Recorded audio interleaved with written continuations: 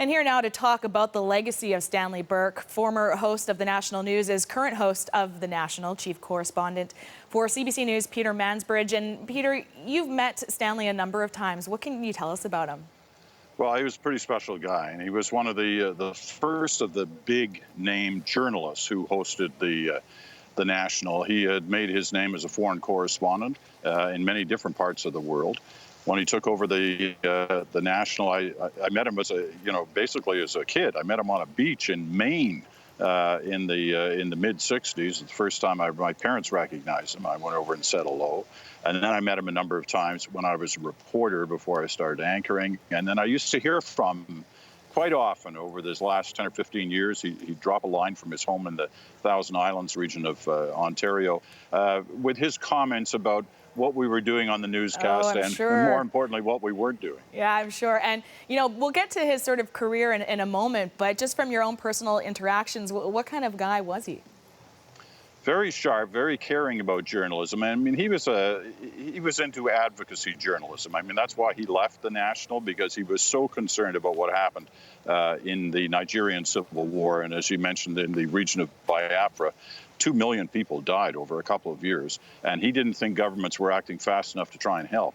So he got out of journalism and became an advocate on that cause. And it was in many ways the beginning of the whole issue of NGOs, non-government organizations. He helped get that all started.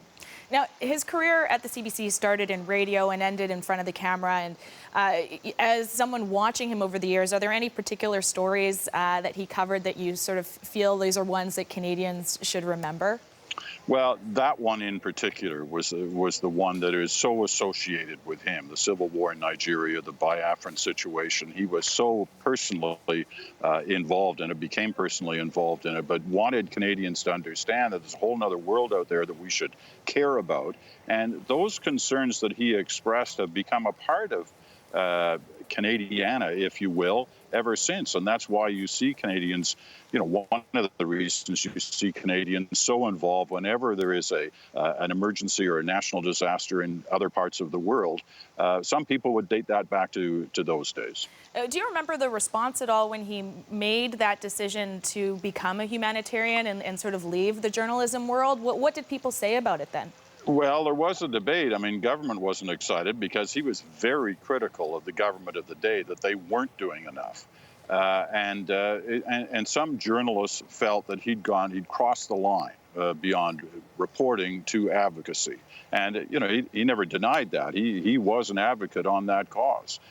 So it made headlines at the time that he departed. But he was certainly someone who lived through that era, would never forget. He was a really solid journalist, terrific anchor. I mean, you saw the images of him. He had that kind of anchor look, and there's no doubt about that. What do you think his legacy will be when it comes to journalism or his humanitarian work?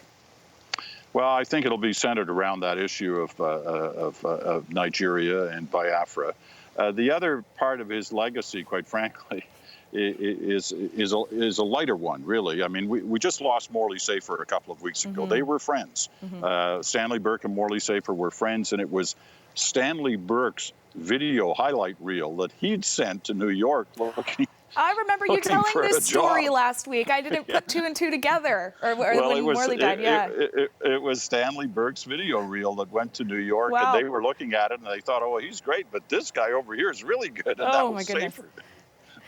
Any particular moment or story or anything that personal that you will remember most?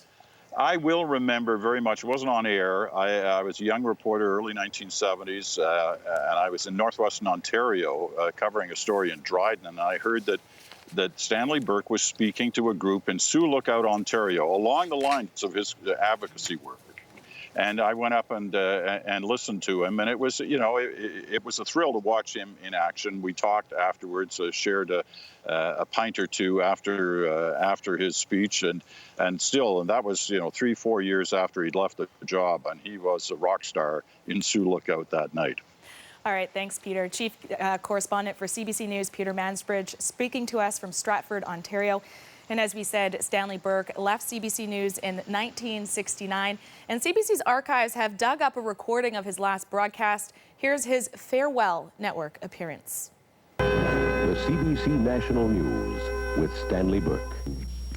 Prime Minister will make a nationwide television appearance of his own next week and make an appeal to Canadians to dramatize the dangers of inflation. And that's the news. Good night.